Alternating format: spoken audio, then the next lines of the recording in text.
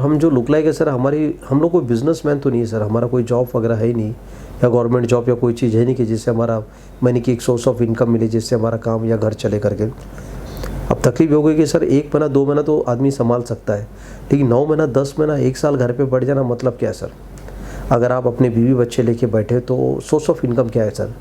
आपके सब चीज़ें ड्यूज रह जाएंगी ना पूरे, इलेक्ट्रिसिटी से लेके राशन से लेके हर चीज़ ड्यूज, क्योंकि बिकॉज कुछ काम ही नहीं है उस वक्त। वर्ल्ड में कहीं काम नहीं चल रहा था सर, टोटल बंद था। तो उस वक्त हालत ख़राब थी। तो फिर मेरे को सडनली मेरे दोस्त का ऑफ़र आया, हमारे राजेश मलैया साहब है, बॉलीवुड फिल्म इक्विपमेंट के ऑनर है।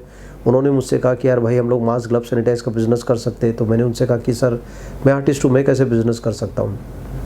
तो उन्होंने बोले मैं लेने आता हूँ बोले आपको। तो मैंने सोसाइटी से परमिशन ली, तो उनके साथ में मैंने परमिशन लेके फिर आया। फिर मैंने 2-4 दिन काम सीखा उनके साथ। काम करते करते मैं mask glove sanitise 2-in-1 machine, single machine, machine gun, nano gun, ये सब मुझे नाम पता चल गए, मास्क के नाम पता चल गए। MS02 क्या है, D60 क्या क्या नाम है मास्क के, भगवान जाने। उस वक्त मास्क बेच के सर मेरा घर चला है और मैं काम कर रहा हूँ सर। बिकॉज क्या होता है देखिए सर, उस वक्त वर्ल्ड में इंटरटेनमेंट भी बंद था सर, टोटली सब बंद था। एक ही प्रोडक्ट चल रहा था, मास्क ग्लव सैनिटाइज, तो मैंने वो बेचा है सर मैंने। तो किस तरीके से बेचते थे, कहाँ जाना पड़ता था आपको या कैसे? हम लोग यहाँ से जाते थे वाशी, जाते थे वाशी से माल कलेक्ट करते थे होलसेल में लेने के बाद में फिर हम लोग ये व्हाट्सअप पब्लिसिटी करते थे, भाई किसी को नैनो गन चाहिए, 2-in-1 मशीन चाहिए, मास्क ग्लव चाहिए। तो फिर इंक्वायरी हमारे पास आती थी, भाई हमको इतने मास्क चाहिए, तो ये चाहिए। फिर सोसाइटी के नीचे मैंने सोसाइटी वालों से परमिशन ली कि भाई कोरोना काल चल रहा है, लोग आते जाते हैं, तो उसके लिए फिर मैंने सोसाइटी से परमिशन लेके वहाँ मैंने मास्क ग्लव सैनिटाइज रखने लगा। तो सोसाइटी के लोग लेने लग गए, क्योंकि सोसाइटी में हर 15 दिन में वो ज़रूरत पड़ती है सैनिटाइज़र की और अपना क्या बोलते हैं इसकी, सैनिटाइज़र की। तो वो कैन मैंने रखने लगा, सब वॉचमैन को बोल के रखा। तो वॉचमैन लोगों ने दूसरे वॉचमैन को बोला, तो वहाँ से बिज़नेस थोड़ा डेवलप होने लगा। तो ये अभी हमारे पास है, सारी फैसिलिटी है। अब ये कोरोना काल में कौन ला के देगा? तो वो माल मैं सेल आउट करता हूँ, ऐसा कर करके पूरे पाटलिपुत्र में सेल आउट हुआ है। तो वहाँ से सोर्स ऑफ इनकम चालू होगी।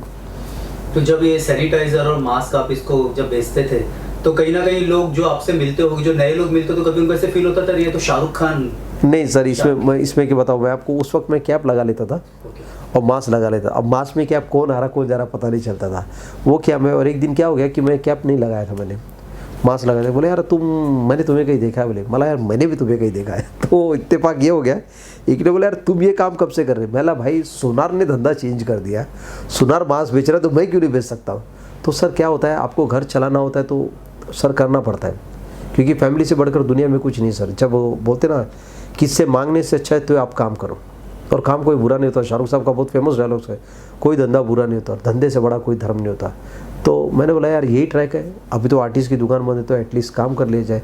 तो काम करके सर एक एक्सपीरियंस सीखने मिलता है। लेकिन एक चीज़ ये पता चलती कि जो आदमी काम करता है 30 दिन, उसको जो सैलरी मिलती है, मिलने के बाद वो घर कैसे मैनेज करके चलाता है। फिर हम तो कलाकार यार, एक शो करके हज़ारों रुपये कमा लेते हैं, 40,000 50,000 जो हमें अमाउंट मिल जाता है वो कमा लेते हैं हम लोग, 10 मिनट में मिल जाता है बोला।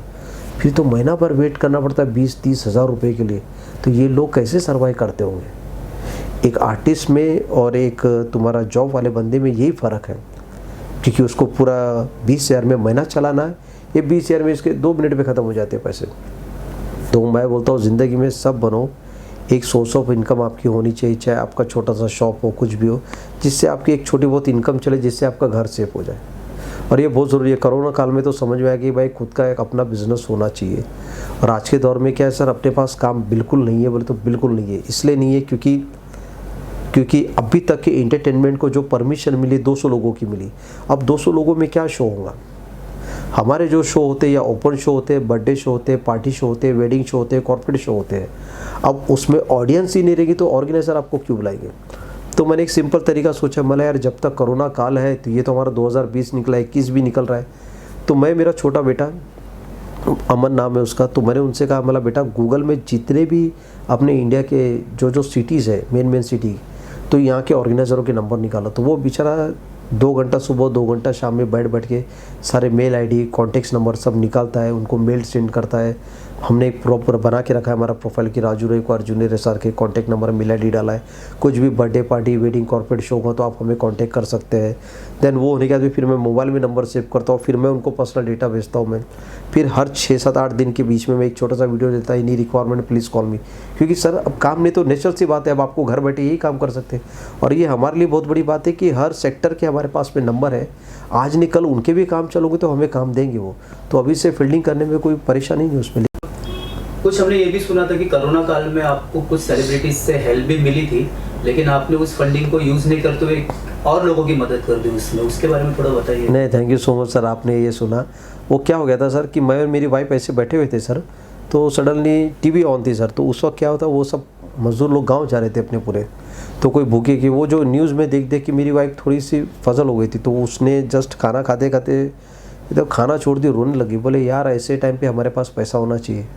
और उसको मालूम है मैं बहुत लोग की मदद करते रहता हूँ, पैसा की सब बाढ़, मेरे लिए पैसे मायने नहीं रखते, दोस्त मायने रखते, मैं जो है बन मुट्ठी में ऐसे खुले हाथ से देता हूँ पैसा। तो बोले यार ऐसे टाइम पे आपने लोगों की मदद करना चाहिए था, भले किसी से उधार लो पैसा, लेकिन ये टाइम पे मदद करो। आज लोगों को वाकई में नीड है, ज़रूरत है, आपने ऐसे लोगों को दे दिया कि कोई पूछने नहीं आता। बोले काश हमारे पास पैसा होता तो हम कुछ कर पाते। वो उसने खाना छोड़ दी, अब मैं नीचे बैठा खाऊँ, मेरा भी खाना छूट गया। मैं बोला अभी क्या करूँ यार। और सेकेंड डे ये पूजा करते बैठी, मोबाइल सामने रखा है, इसका मोबाइल नंबर बैंक पे अपडेट है। सडनली मैसेज आता कि 3000 रुपये सलमान साहब की तरफ से आए करके। तो फिर मैं देख, जय हो पिक्चर में सलमान साहब हमेशा ऐसा 3 उंगली दिखाते कि भाई 3 लोग की मदद करो। बोला अब तू बोल किसको पैसा देना। तो मैंने ग्रुप में फेसबुक में सब जगह डाला, किसी को नीड ज़रूरत हो कुछ भी तो प्लीज़ मुझसे कॉन्टेक्ट करें। तो उसमें से 1-2 लोगों ने मुझे मैसेंजर पे मैसेज भेजा, तो बोला भाई देख मेरे पास 3000 रुपये, तुझे मैं 500 रुपये था, किसी को 500, किसी को 600, किसी को 700, ऐसा करके 3 लोग की हमने मदद की। फिर उसके बाद में मुझे सिंटा की तरफ से पैसे आए, क्योंकि मैं सिंटा मेंबर हूँ मैं, तो वहाँ से 4500 आए, हमने वो दिए। 1500 का कूपन आया, तो हमने एक मेरे लुकलाइक भाई है उनको ज़्यादा ज़रूरत थी, उन्होंने मुझे फ़ोन किया तो मैंने कूपन उनको दिया, मतलब आप यूज़ करो। फिर उसके बाद में अक्षय कुमार साहब की तरफ से हमें 3000 रुपये वो हमने दिए। फिर मैं राइटर एसोसिएशन में हूँ मैं, वहाँ से मुझे 3000 आए। फिर मैं फेडरेशन में हूँ तुम्हारा अपना क्या कहते प्रोड्यूसर के, वहाँ से पैसे हमने वो दिए।